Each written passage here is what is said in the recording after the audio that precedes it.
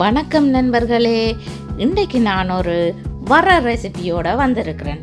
எக்கையும் சவோய் கேபேஜையும் போட்டு இந்த வரையை செய்கிறேன். எப்படி செய்கிறேன்னு சொல்லி பார்ப்போம் வாங்க.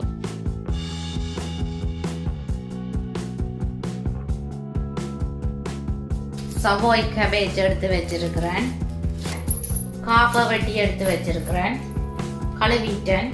இனி சின்ன சின்னதாக கட் பண்ண போகிறேன்.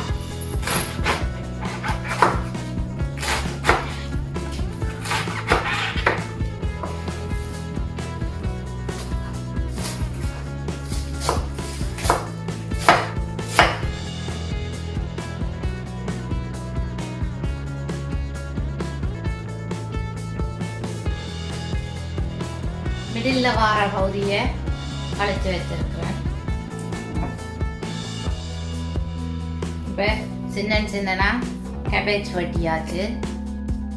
மீடியம் சைஸ் ஒனியன் எடுத்து தோல் உரித்து கழுவி கட் பண்ணுறேன். சோஸ் பேனை அடுப்பில் வச்சிருக்கிறேன், மீடியம் ஹீட்டில் விட்டுருக்கிறேன். 2 டேபிள் ஸ்பூன் ஆயில் ஆட் பண்ண போகிறேன்.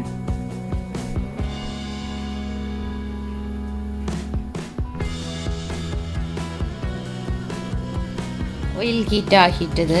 1/2 டீஸ்பூன் கடுகு, 1 டீஸ்பூன் பெருஞ்சீரகம், கருவேப்பிலை போட்டு பொரிய விட்டுருக்கிறேன்.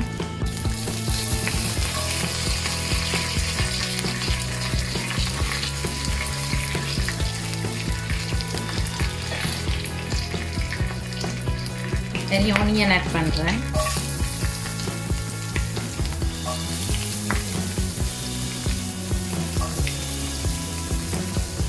ஒனியனை வதங்க விடணும்.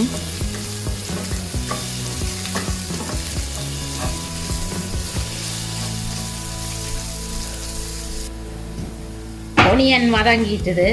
இனி நான் சவாய் கேபேஜ் ஆட் பண்ண போகிறேன்.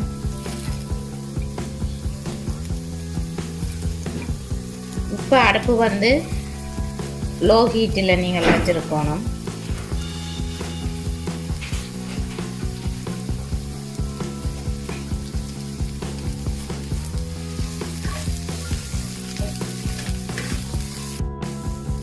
சவோய் கேபேஜை அரைப்பதத்துக்கு வதக்க போகிறேன்.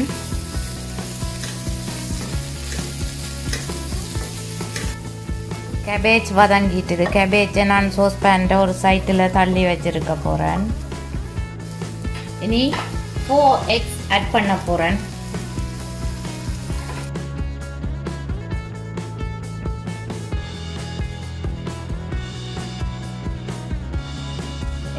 கிளறி கொண்டு இருக்கணும். நீங்கள் வேணுமெண்டா எக்ஸ் ஸ்க்ரம்பிள் பண்ணுறதுக்கு கொஞ்சம் ஆயில் ஆட் பண்ணுறேன்டா ஆட் பண்ணலாம். நான் ஆட் பண்ணல.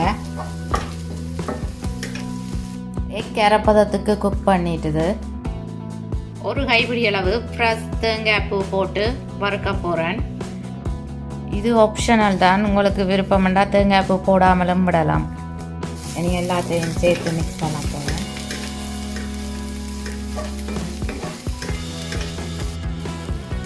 எக்கை நல்லா குக் பண்ண விடணும்.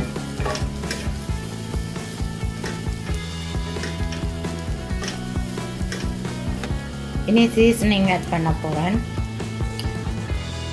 1/2 டீஸ்பூன் சில்லி ஃப்ளேக் போட்டிருக்கிறேன். முதல்ல ஆட் பண்ணினா கரைக்கிடும். அப்போ லேட்டாக தான் சில்லி ஃப்ளேக் ஆட் பண்ணுறேன். சில்லி ஃப்ளேக் வடிவாக வறுபடணும், அல்லது தொண்டை அரிக்கிற மாதிரி இருக்கும். 1 டீஸ்பூன் சால்ட் இப்படி பிறவி போடணும். இப்போ ஒரு இடத்த போடணும். 1/2 டீஸ்பூன் ஒயிட் பெப்பர் பவுடர் போட்டு எல்லாத்தையும் சேர்த்து நல்லா மிக்ஸ் பண்ணுறேன். இப்போ எக் அண்ட் சவோய் கேபேஜ் வர ரெடி.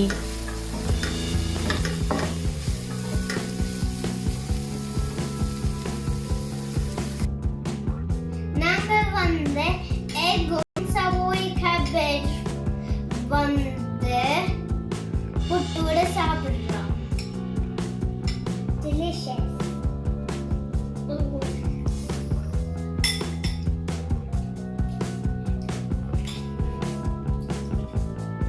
Is it tasty?